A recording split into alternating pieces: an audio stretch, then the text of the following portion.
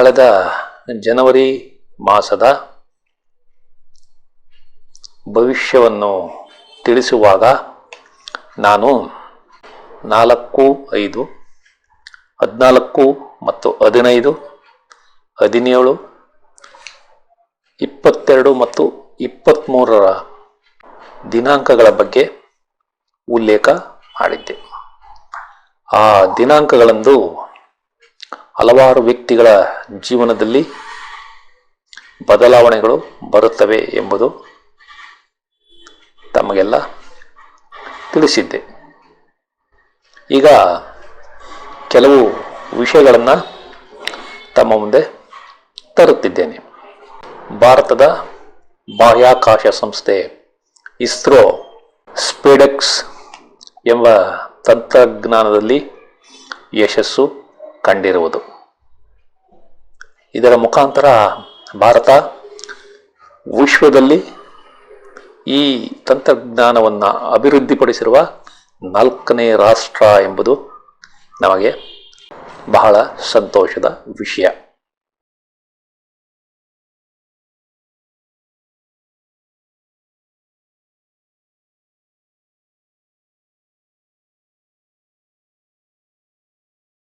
ಆತ್ಮೀಯರೇ, ತಮಗೆಲ್ಲ astro secret by Shiva ಚಾನಲ್ಗೆ ಆತ್ಮೀಯ ಸ್ವಾಗತ. ತಾವೆಲ್ಲ ಪ್ರೀತಿ ಮತ್ತು ವಿಶ್ವಾಸದಿಂದ ನನ್ನ ಚಾನಲನ್ನು ವೀಕ್ಷಣೆ ಮಾಡುತ್ತಿದ್ದೀರಿ. ಜ್ಯೋತಿಷ್ಯದಲ್ಲಿ ನಾನು ಕಲಿತಿರುವ ಹಲವಾರು ವಿಷಯಗಳನ್ನು ಈ ಚಾನಲ್ ಮೂಲಕ ತಮ್ಮ ಮುಂದೆ ತರುತ್ತಿದ್ದೇನೆ. ಈ ಎಲ್ಲ ವಿಷಯಗಳನ್ನು ತಾವು ಅರ್ಥ ಮಾಡಿಕೊಂಡು ಯಶಸ್ವಿಯಾಗಬೇಕು ಎಂಬುದು ನನ್ನ ಆಸೆ. ಆದ್ದರಿಂದ ಈ ವಿಡಿಯೋಗಳನ್ನು ತಾವು ಕೊನೆಯವರೆಗೂ ನೋಡಿ ಅರ್ಥ ಮಾಡಿಕೊಂಡು ನಾನು ಕೊಟ್ಟಿರುವ ದಿನಾಂಕಗಳಂದು ಸ್ವಲ್ಪ ಹುಷಾರಾಗಿ ವ್ಯವಹಾರ ಮಾಡಿ ಕಳೆದ ಜನವರಿ ಮಾಸದ ಭವಿಷ್ಯವನ್ನು ತಿಳಿಸುವಾಗ ನಾನು 4, 5, 14 ಮತ್ತು 15, 17, 22 ಮತ್ತು 23ರ ದಿನಾಂಕಗಳ ಬಗ್ಗೆ ಉಲ್ಲೇಖ ಮಾಡಿದ್ದೆ. ಆ ದಿನಾಂಕಗಳಂದು ಹಲವಾರು ವ್ಯಕ್ತಿಗಳ ಜೀವನದಲ್ಲಿ ಬದಲಾವಣೆಗಳು ಬರುತ್ತವೆ ಎಂಬುದು ತಮಗೆಲ್ಲ ತಿಳಿಸಿದ್ದೆ. ಈಗ ಕೆಲವು ವಿಷಯಗಳನ್ನು ತಮ್ಮ ಮುಂದೆ ತರುತ್ತಿದ್ದೇನೆ. ಭಾರತದ ಬಾಹ್ಯಾಕಾಶ ಸಂಸ್ಥೆ ಇಸ್ರೋ ಸ್ಪೇಡೆಕ್ಸ್ ಎಂಬ ತಂತ್ರಜ್ಞಾನದಲ್ಲಿ ಯಶಸ್ಸು ಕಂಡಿರುವುದು. ಇದರ ಮುಖಾಂತರ ಭಾರತ ವಿಶ್ವದಲ್ಲಿ ಈ ತಂತ್ರಜ್ಞಾನವನ್ನು ಅಭಿವೃದ್ಧಿಪಡಿಸಿರುವ 4ನೇ ರಾಷ್ಟ್ರ ಎಂಬುದು ನಮಗೆ ಬಹಳ ಸಂತೋಷದ ವಿಷಯ. ಭಾರತ ತಂಡ 10 ವರ್ಷಗಳ ನಂತರ ಆಸ್ಟ್ರೇಲಿಯಾ ನೆಲದಲ್ಲಿ ಬಾರ್ಡರ್ ಗವಾಸ್ಕರ್ ಟ್ರೋಫಿಯನ್ನು ಸೋತಿರುವುದು ಇದು ಬಹಳ ಮಹತ್ವದ ವಿಚಾರ. ಅದೇ ರೀತಿ ಅಮೆರಿಕದ ಲಾಸ್ ಏಂಜಲ್ಸ್ ಮತ್ತು ಕ್ಯಾಲಿಫೋರ್ನಿಯಾ ಭಾಗಗಳಲ್ಲಿ ಬೆಂಕಿಯ ದುರಂತಗಳ ವಿಷಯ. ವಿಶ್ವದಲ್ಲೇ ಹಾಲಿವುಡ್ ಎಂದು ಚಿತ್ರರಂಗದ ಒಂದು ಅದ್ಭುತ ಪ್ರದೇಶ ಈಗ ಬೆಂಕಿಯ ಕೆನ್ನಾಲಿಗೆಯಿಂದ ಬಹಳ ಕಷ್ಟ ಅನುಭವಿಸುತ್ತಿದೆ. ಇದನ್ನು ತಾವು ಅರ್ಥ ಮಾಡಿಕೊಳ್ಳಿ. ಅದೇ ರೀತಿ ಜನವರಿ 5ರಂದು ಮಲೆನಾಡಿನ ಖ್ಯಾತ ಸಾಹಿತಿ ನಾ ಡಿಸೋಜಾರ್ ಅವರು ನಿಧನರಾಗಿರುವುದು. ನಂತರ ಜನವರಿ 14 ಮತ್ತು 15ರಂದು ಬಾಲಿವುಡ್ನ ಖ್ಯಾತ ನಟ ಸೈಫ್ ಅಲಿ ಖಾನ್ ಅವರ ಮೇಲೆ ದುಷ್ಕರ್ಮಿಗಳಿಂದ ಅಟ್ಯಾಕ್ ಆಗಿರುವುದು. ಆ ಘಟನೆಯನ್ನು ನೋಡಿದರೆ ಆ ದಿನಾಂಕದ ಪ್ರಭಾವ ವ್ಯಕ್ತಿಗಳ ಜೀವನದಲ್ಲಿ ಯಾವ ರೀತಿ ಇರುತ್ತದೆ ಎಂಬುದು ತಮಗೆ ಅರ್ಥವಾಗುತ್ತದೆ. ಇನ್ನು ಸ್ಟಾಕ್ ಮಾರ್ಕೆಟ್ ವಿಷಯಕ್ಕೆ ಬಂದರೆ, ಜನವರಿ ತಿಂಗಳ 6ರ ತನಕ ನಿಫ್ಟಿ 24,000 ಅಂಕಗಳ ಮೇಲೆ ಇತ್ತು. ಅದೇ ದಿನಾಂಕ 6ರಂದು 382 ಅಂಕಗಳನ್ನು ಕಳೆದುಕೊಂಡು ಇನ್ನೂ ಚೇತರಿಕೆ ಕಂಡಿಲ್ಲ. ಇದನ್ನು ಸಹ ತಾವು ಅರ್ಥ ಮಾಡಿಕೊಳ್ಳಿ. ಈ ಮಾಸದ ವಿಶೇಷತೆ ಏನೆಂದರೆ, ಗುರುಗ್ರಹ ತನ್ನ ವಕ್ರ ಸಂಚಾರವನ್ನು ದಿನಾಂಕ 5/2/2025 ಮುಕ್ತಾಯಗೊಳಿಸಲಿದೆ. ಅದೇ ರೀತಿ ಕುಜಗ್ರಹ ದಿನಾಂಕ 25/2/2025 ತನ್ನ ವಕ್ರ ಸಂಚಾರವನ್ನು ಮುಕ್ತಾಯಗೊಳಿಸಲಿದೆ. ಒಟ್ಟಿನಲ್ಲಿ ಈ ಮಾಸದಲ್ಲಿ ದಿನಾಂಕ 25ರ ನಂತರ ಯಾವ ಗ್ರಹವೂ ವಕ್ರ ಸಂಚಾರದಲ್ಲಿ ಇರುವುದಿಲ್ಲ. ತಮಗೆಲ್ಲ ತಿಳಿದಿರುವಂತೆ ರಾಹು ಮತ್ತು ಕೇತುಗಳು ಯಾವಾಗಲೂ ವಕ್ರ ಸಂಚಾರವನ್ನೇ ಮಾಡುತ್ತವೆ. ಇದನ್ನು ಅರ್ಥ ಮಾಡಿಕೊಳ್ಳಿ.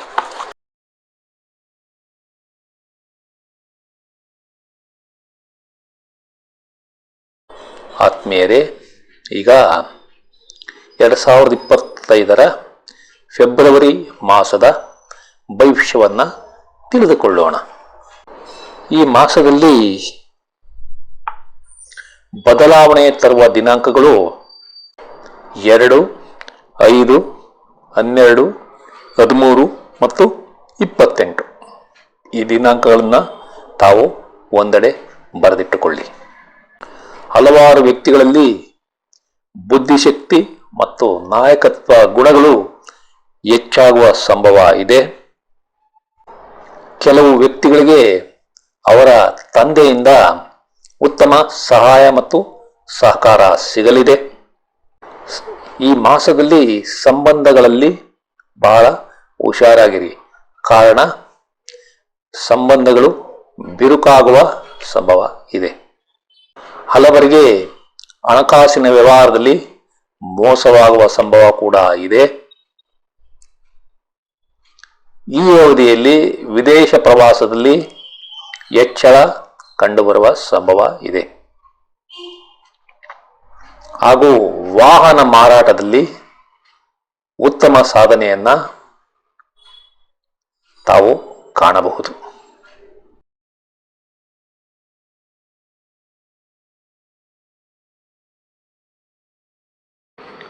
ನೀವು ರಿಯಲ್ ಎಸ್ಟೇಟ್ ವ್ಯವಹಾರ ಮಾಡುತ್ತಿದ್ದರೆ ಈ ಅವಧಿಯಲ್ಲಿ ಒಳ್ಳೆಯ ಲಾಭ ಪಡೆಯುತ್ತೀರಿ.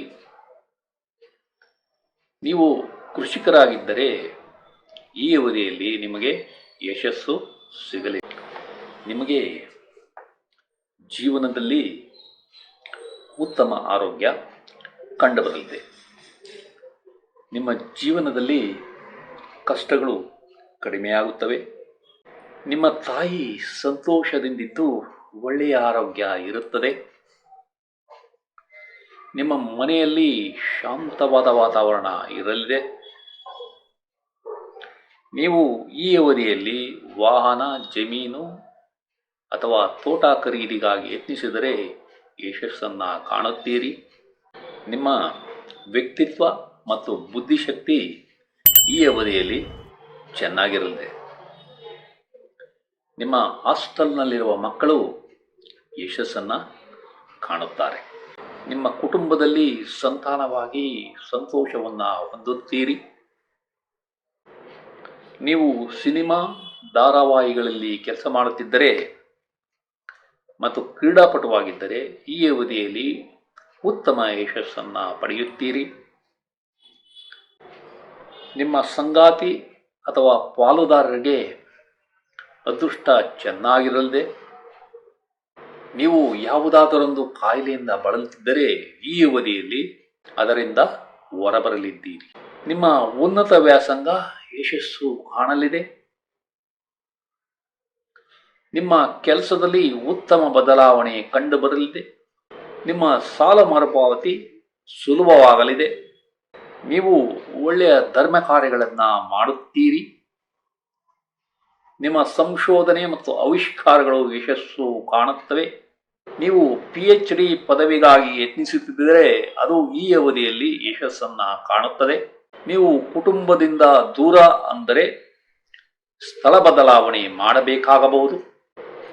ನಿಮ್ಮ ಪುಸ್ತಕ ಪ್ರಕಟಣೆಗಳು ಯಶಸ್ಸು ಕಾಣುತ್ತವೆ, ಸಾಧ್ಯವಿದೆ. ನಿಮಗೆ ದತ್ತಿ ಸಂಸ್ಥೆಗಳ ಸಹಾಯ ಕೂಡ ಸಿಗಲಿದೆ. ಈ ಅವಧಿಯಲ್ಲಿ ನಿಮ್ಮ ಸಿಟ್ಟು ಕಡಿಮೆ ಇರುತ್ತದೆ. ನಿಮ್ಮ ಸಂಗಾತಿ ಅಥವಾ ಪಾಲುದಾರರಿಗೆ ಅಪಾಯವಿದೆ, ಎಚ್ಚರ ಇರಲಿ. ನಿಮ್ಮ ಸ್ಟಾಕ್ ಮತ್ತು ಶೇರ್ ವ್ಯವಹಾರ ನಷ್ಟ ಹೊಂದುವ ಸಂಭವ ಇದೆ, ಹುಷಾರಾಗಿರಿ.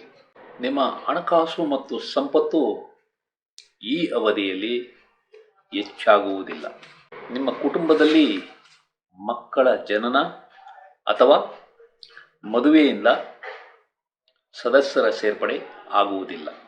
ನೀವು ಬೇಡವಾದ ಸಾಲ ಮತ್ತು ವ್ಯಾಜ್ಯಗಳಲ್ಲಿ ಸಿಲುಕಿಕೊಳ್ಳಬಹುದು, ಹುಷಾರಾಗಿ ವ್ಯವಹಾರ ಮಾಡಿ. ನಿಮ್ಮ ಸಾರ್ವಜನಿಕ ಗೌರವ, ಹೆಸರು ಮತ್ತು ಖ್ಯಾತಿಗೆ ಕುಂದು ಬರುವ ಸಂಭವ ಇದೆ. ನೀವು ರಾಜಕೀಯದಲ್ಲಿದ್ದರೆ ಈ ಅವಧಿಯಲ್ಲಿ ಯಶಸ್ಸು ಕಷ್ಟಕರವಾಗಲಿದೆ. ನೀವು ವರ್ಗಾವಣೆಗಾಗಿ ಯತ್ನಿಸಿದರೂ ಸಹ ಈ ಅವಧಿಯಲ್ಲಿ ಅದು ಸಾಧ್ಯವಿಲ್ಲ. ನಿಮ್ಮ ಆಕಾಂಕ್ಷೆಗಳು ಮತ್ತು ಬಯಕೆಗಳು ಈ ಅವಧಿಯಲ್ಲಿ ಈಡೇರುವುದಿಲ್ಲ. ನಿಮಗೆ ಬಲಿಷ್ಠ ಶತ್ರುಗಳಿಂದ ಸೋಲು ಕಂಡುಬರಲಿದೆ. ನಿಮ್ಮ ಸಂಗಾತಿಯ ಜೊತೆ ಉತ್ತಮ ಸಂಬಂಧವನ್ನು ಹೊಂದುತ್ತೀರಿ.